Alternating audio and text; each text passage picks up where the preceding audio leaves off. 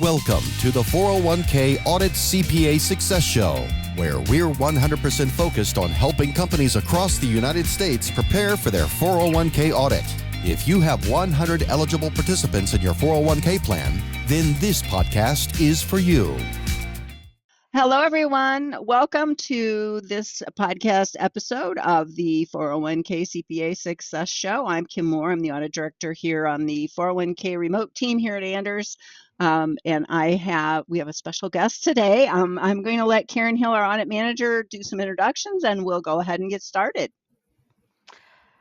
Okay, hello.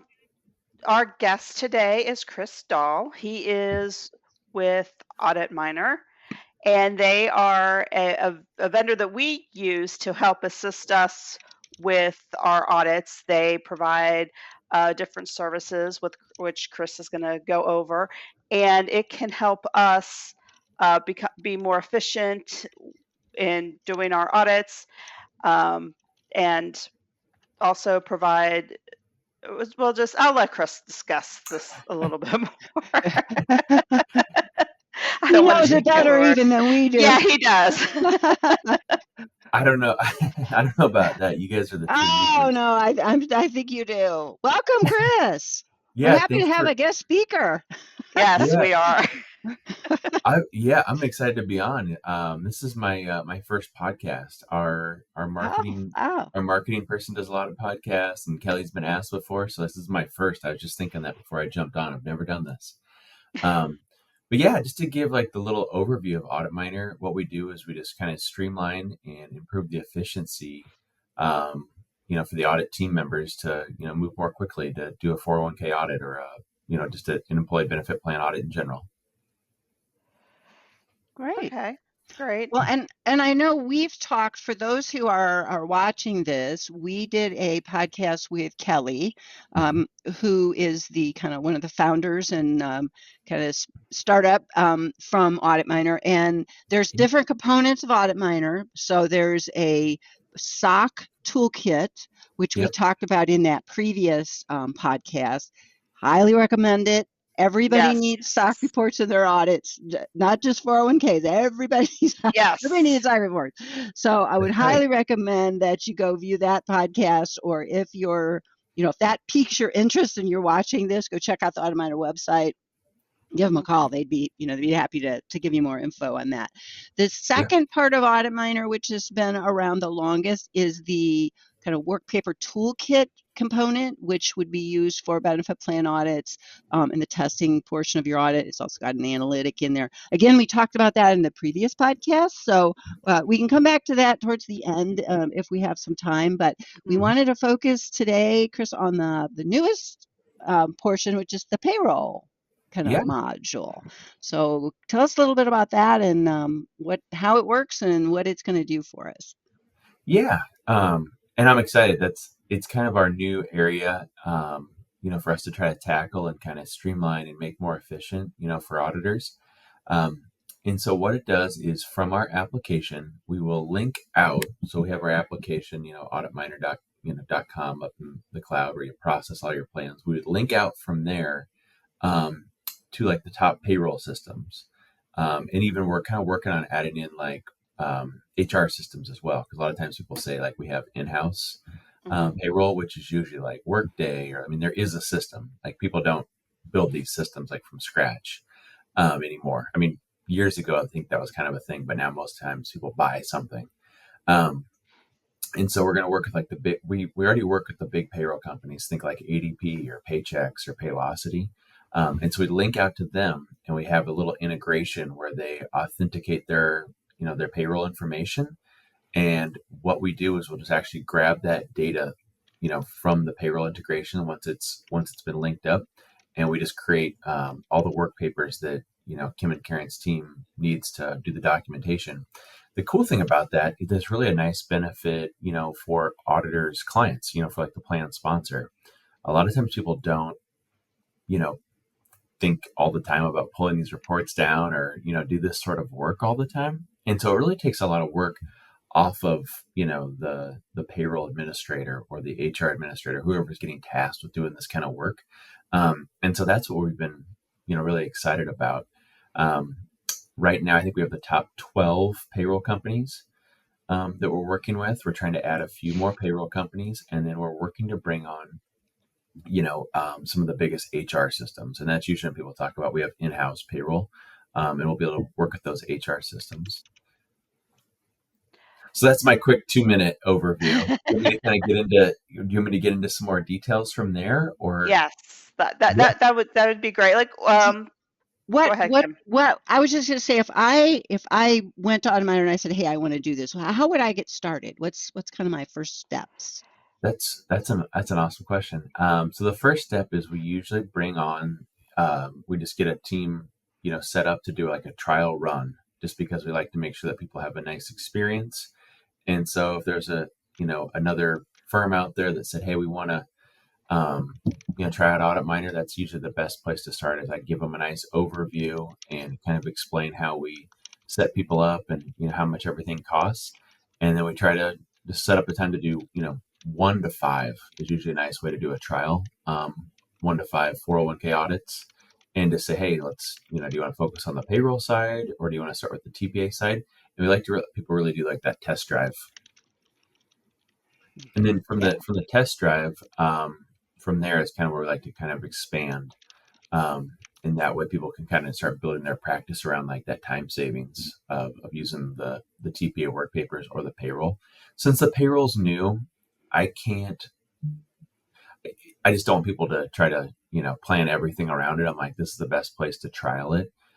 For the firms that have been running, a few here and there, the feedback has been amazing about the payroll, where they're just like, once we get this, really as part of our practice and something we can plan for, this is really going to change how we do the audit, just because the teams always end up with everything they need, instead of waiting for like the back and forth from like the client.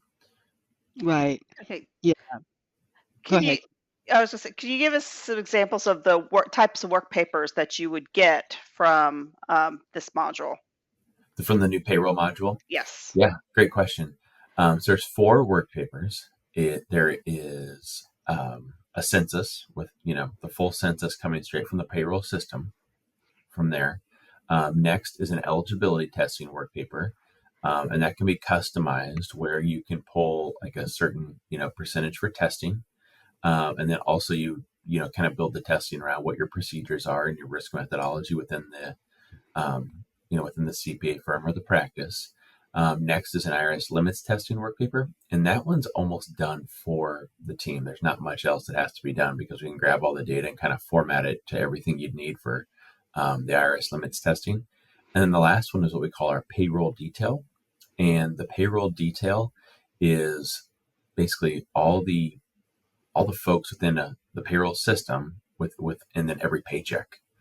For our non-auditors, or people that maybe haven't thought about it like that, they're like, what's so great about that? And I'm like, for auditors to have every paycheck put into an Excel file with all the different codes that come into like pay codes, it's actually a really valuable tool, and it really saves people a ton of time. And we label it right today as like support documentation. But I think in the future we might kind of try to do some different things with it. But as of today, a lot of people really like just to use it for different things. They can do some calculations around like elections, and things like that, just because they have all the data. And that's really the power of it, is that they're not missing anything. I know one of the things we've used it only on one audit, right, Karen? Yes. Yeah, we've only been able to use it for one. Just it's new, and it also was partly timing. By the time we could get into it we were wrapping up audits. So we're hoping to use it more. But the one audit, I think one of the real things people won't think about as a time saver is you may be going through your testing, and this is participant data testing, of course, so you're looking at contributions and deferrals, and something's not working out. So either there was an error or you just don't have something correct, but you're kind of like, okay, now what do I do? I got this difference, but that data can be invaluable, because you can go in, and if someone was, say, salaried and they were making the same contribution payday after payday after payday, and all of a sudden it's different, you don't have to go look at, okay, let me start with the very first payroll. Now I go to the second payroll and I got to ask for all this data. Data's already there. You can real quick scan it and say, wait a minute, that one looks different. Why is that one different? Maybe it was a bonus and they didn't defer on it and they should have, or maybe it was correct and you didn't know they had a bonus that pay period, or they had something unusual. They went on leave. And so all of a sudden the payroll stops and the contribution stop. And so that's one of the big things I think that's kind of hidden in here that you're not really going to think about. But I don't know how many audits we've had where you run into that and you spend all kinds of time. Or if you would have had this detail, could have dug in, figured it out. Yeah, and it's good whether or not you're testing the deferrals, because we've done both. Because when we were Summit, we tested deferrals on an annual basis. And then it would be, it's even for hourly people going through, and you can go and you could off to the side do a little calculation and see what your differences are. It's like, okay, well, this is the one where it's not 4%. It's something different. You could drill down into that one. But also, if you're only doing a couple of pay dates, which you're allowed to do, you have all the information there. And it makes it really easy, because it's not a check stub, but it has all the hours, different types of hours, whether they took PTO that week, if they had, whatever they might have is listed, then the different types of pay. So you can easily see if they have a bonus or if they have something that's some sort of reimbursement that's not something that's eligible to be, it's not deferrable. Really easy to see on that. Yeah, whether it's correct and you just didn't have the data, so it looked wrong to you, but now that you've got the full data, they left that out, and that they should have left that. That's all fine, because it was inside the payroll system. It's sometimes hard to see that, but data miners or audit miners pulling all that data out, and so then you can look at, okay, or it could be wrong. It could have we've seen where somebody has, say, maybe bereavement pay or something, and that should be deferred on, and it was coded in the system to not defer, or it's overtime, which is really strange, but we've seen where overtime doesn't get coded. So you're an hourly person, and every time you have overtime, that should have been deferred on, and it wasn't. And those things are hard to see sometimes, but with the data that you get from AuditMiner, it just kind of pops out, and you can, that's what it is. So it makes it easy. And that's where I think that's the thing, as you guys are saying, that really is the cool feature, is that you can see the week after week, if it's bi-weekly pay or whatever, you can see, each paycheck and all this. And I've heard, for people before, like all of a sudden, like, Bob just changes election percentage. But like when you look at it at the end, you're like, you can kind of, like, why would this change? And like literally people, they just make these changes. And is it like, was it the system?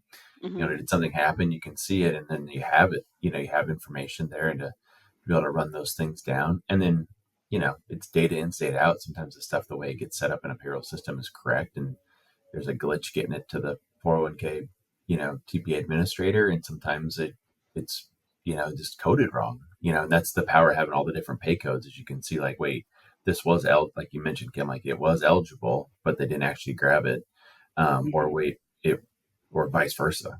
So yeah, I think it's a very powerful tool. Now, on a kind of a separate note, isn't QuickBooks one of the areas that you cover with payroll? We have QuickBooks. Yep. Another, I think personally, another thing I like about this tool and its potential, you've got your standard systems like your Paylocity and your Paycom and your Paycheck, a lot of paychecks and ADP. I'll throw in a new one that's not a pay. That they're pretty standard, been in the business a long time. You can get a SOC report of them, and they're, you can have a lot of faith in not only it's a big company and that this is what they do is payroll, but also they don't provide usually their clients with a lot of opportunity to get in and code something like overtime to be non-deferrable. Usually that's set up already, and so you don't see those kinds of errors in those kinds of systems. Something like a QuickBooks, though, is much more down to the user, and they can code things their own way. So I think That's another thing I was excited about because we do have a few, not a lot, but we do have a few clients that use QuickBooks for payroll. And Okay. I kind of have always felt like that could potentially be a Wild West situation. They're out here doing who knows what. And, having the data come in from AuditMiner lets you don't have to go through QuickBooks to try to figure out things. It's pulling the data out. And, Yeah. so it gives me as a little, as kind of the overall signer of it, that it a little bit more comfort that we really did look at the full set of data. We're not missing something. So I just wanted to point that out for anybody that might be listening to this. I think that that's another benefit of this. Yeah. And I didn't think about that. It's a really good point. Is I think the one or two that I've heard that were really kind of off that we've done the payroll module for them, it was that extreme customization, because a lot of these systems are set up to kind of like, hey, it's a manufacturing company or whatever it is. They kind of have like a lot of preset things. And I think like the rep, the ADP people, or whoever it is, the Paylocity people, kind of help them set up the right way, Yes. and like they kind of have Yeah. like an out of the box model, Mm-hmm. almost. And then if they don't, I don't ever know if it's like the company, the plan sponsor who comes up with it. But I mean, we had one that was like, it wasn't that complex of a business, but they made like 150 different pay codes, and you're like, Yep. how many are there? Yeah, right. What are you doing here? Yeah. Yeah. No, And, I've and, definitely and that seen was like that. all the issue, like they created it on the front end. And so then like the data out was just horrible.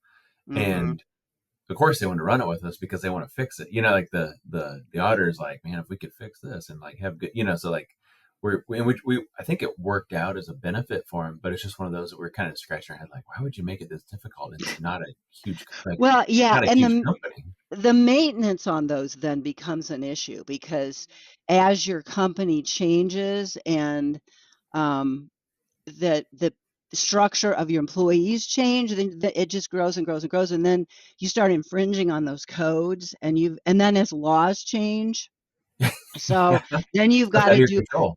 Yeah. that's one of the reasons why people go with the ADPs and the pay comps because they take care of all that for you. So as Mhm. the laws change, you don't have to worry about, okay, no, we just went into 2025. Now I got to go in and reset all the limits for everything.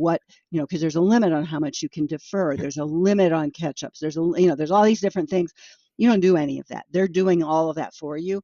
But if you're setting up all of these individual things, you've got it every year. And every time there's a change, you've got to know there's a change. You've got to know which codes does it impact. I mean, it just becomes a nightmare. And they're usually smaller companies. They don't have staff to do it all. And then it's maybe fine day one, but as you move down the road, and then as you have different people coming in who didn't set it up, they don't Oh, know it's out there. We've had that happen too, where we've had people come in and you know it's all set up and something goes wrong with a particular employee and they're trying to fix it on their paycheck, they'll go in and monkey with those codes, not realizing you changed it for everybody. And oh, then they'll go and change it back once they figure it out. So you'll see a period of time, and that's what happened with one of ours, that all of those specialty codes, so PTO, holiday, yeah, overtime, although they all got turned off for deferral.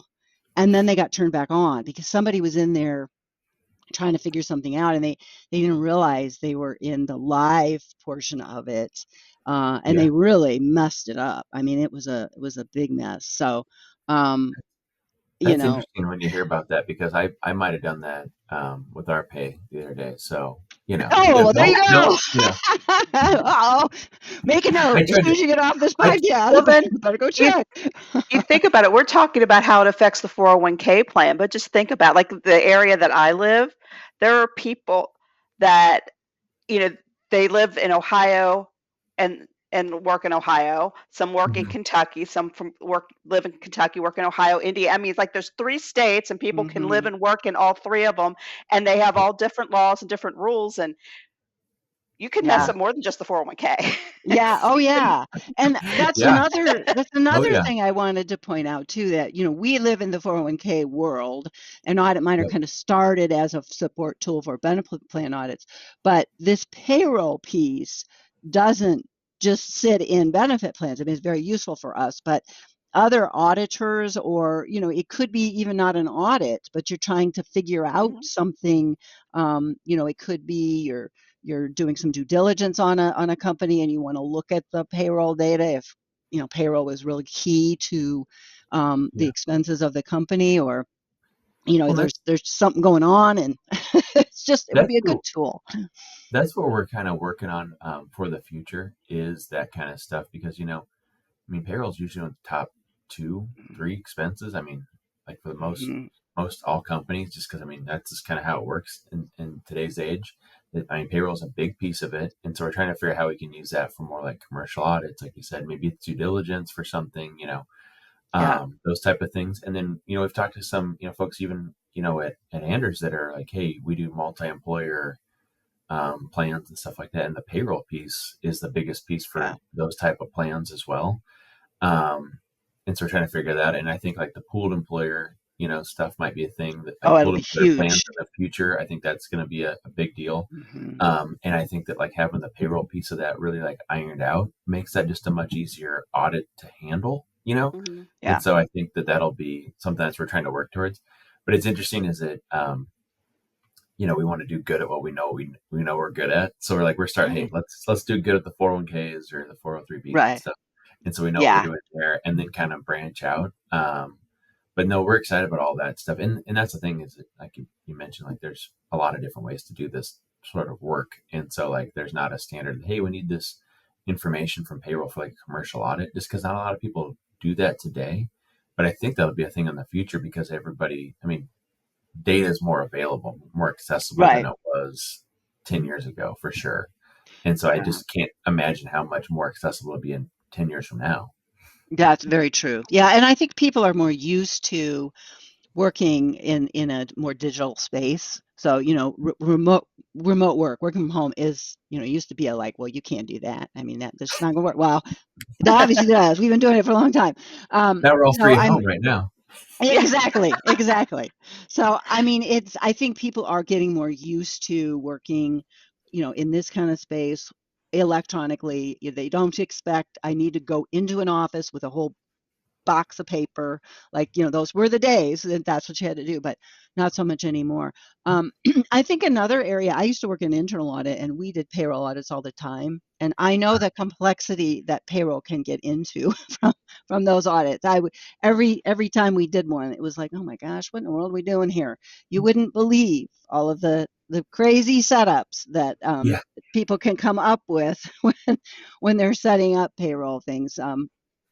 So I think there's plenty of opportunities for this tool, on down the road as you get it kind of set up and get going with it. One of the things I know the one audit that we did with it, we were lucky because that individual that was our main contact was a former auditor. So he understood getting the data and how important that was. I think he also had a good clue that if we could ask him, we need this set of data. It's going to probably come in your payroll system, but can you go pull these reports, or it might be pay stubs or whatever. We need this set of information. That it's going to be a lot easier to give the auditor access and let them pull it. They know exactly what they're looking for versus I'm going to hunt and peck around. And I don't know how many times we've heard you need a year-end payroll report. Well, I pulled up the report listing. There are literally 1,000 year-end payroll reports. Which one do you want? And we're like, I don't know. I don't know. We need the one that has this stuff. and they're like, well, I don't know which one that is. That is lots of times when I'm asking the staff, why hasn't this audit wrapped up yet? And a lot of the times that's what it is. Well, we're trying to get a good payroll report because we audited the pay dates and we had that information. We got the payroll report for the pay dates, but trying to find the proper year-end payroll report to reconcile everything is just, it's difficult. Yeah. Well, and that's what we're really trying to help is that process, because there's a couple of steps that happen there. Is it, you mentioned like the person you're working with kind of knew what they were doing. A lot of times that's the issue, is that, your team has asked somebody, hey, can you get this into the year report? And they don't know, and they might spend all morning and still get nowhere, trying to figure out what they need to do, because they don't do this every day, or even every month, like pull reports like this, or maybe it's like once a year, and they're like, I don't know what to get.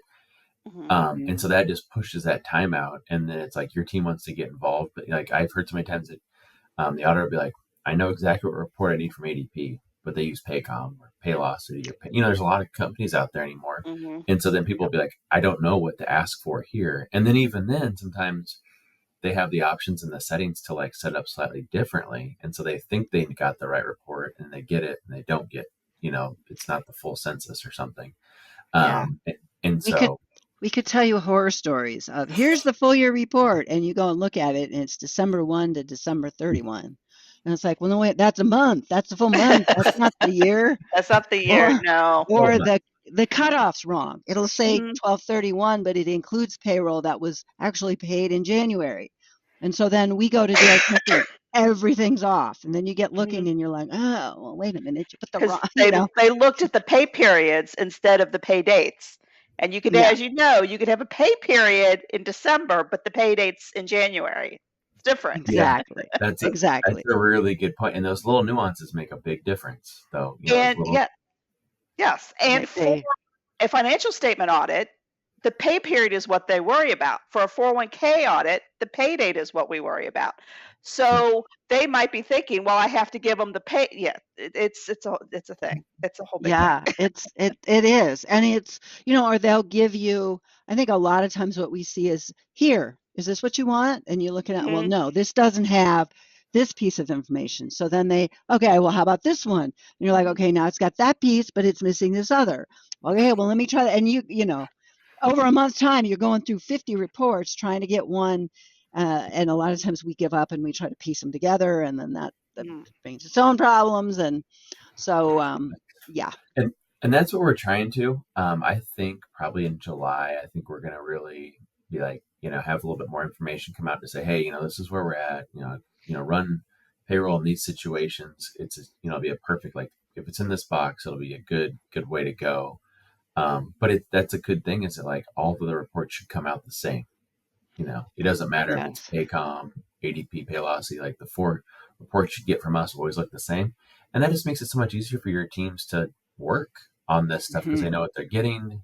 There's not a week or 2 or 3. They're going back and forth trying to get the right piecemeal reports together. And so I think that's the thing we're really excited about. And then I think the thing that always comes up is like security on this stuff, because people are really nervous about letting anyone have access to the payroll. But I always remind them, hey, this is zeros and ones going across the internet. This is not like a report being pulled across. Like this is just data, and then we get it and we turn it into a report and have it available. I mean, we have a SOC 2 Type 2. The companies we work with have a SOC 2 Type 2.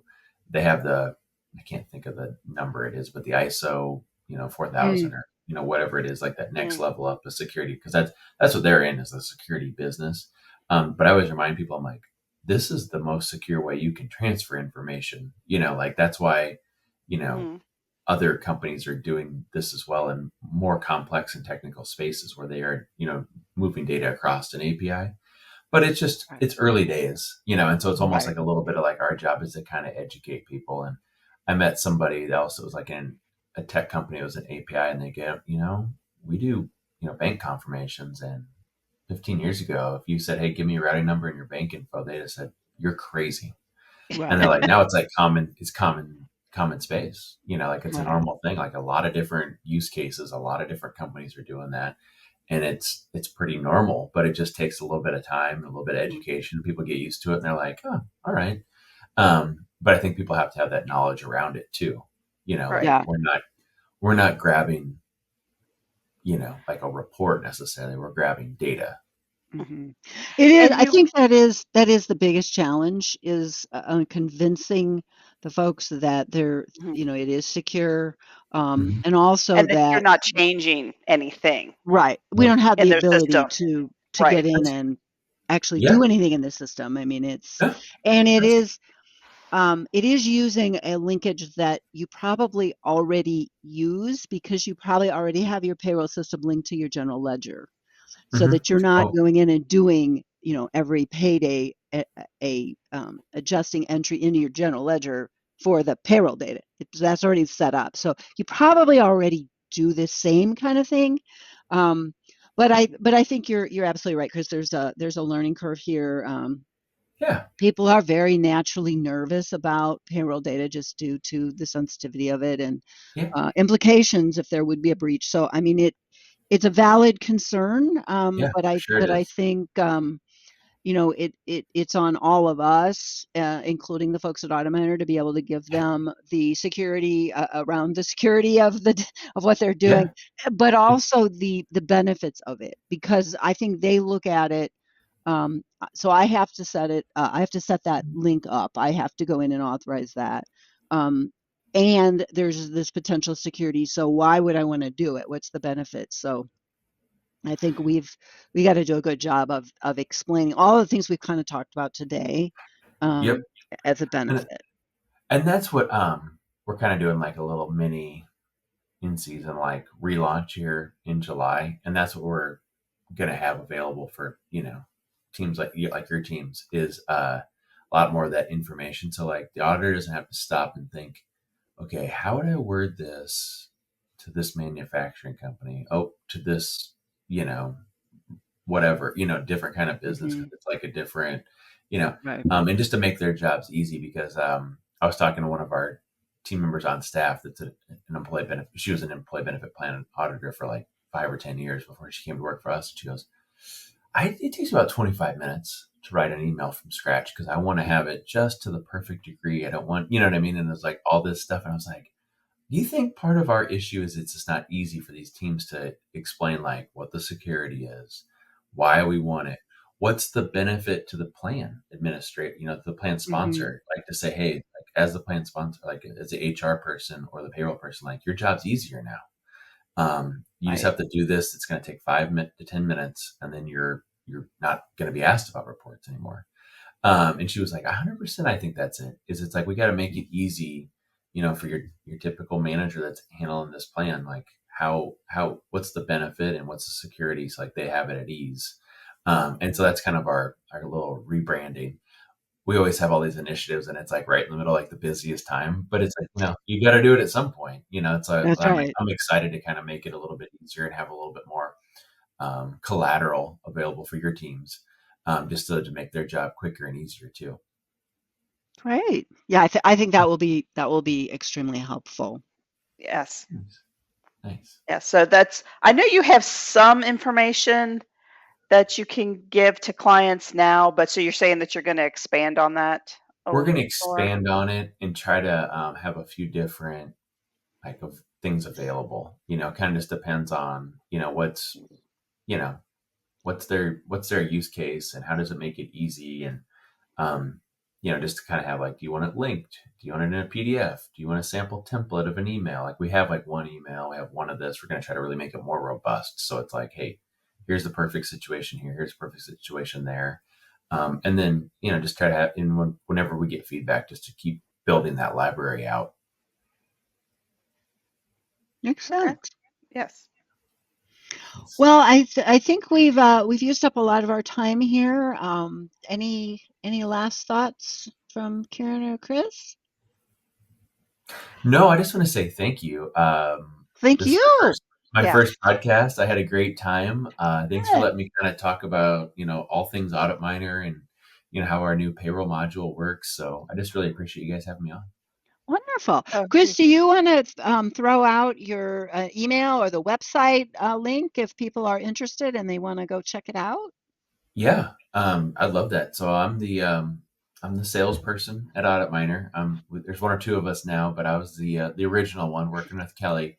My name's Chris Dahl, and then my email address is cdahl@auditminer.com, or just go to auditminer.com and check it out. We have our SOC toolkits up there. We have our information on payroll and our information on our TPA work papers all up there, so you can check us out there.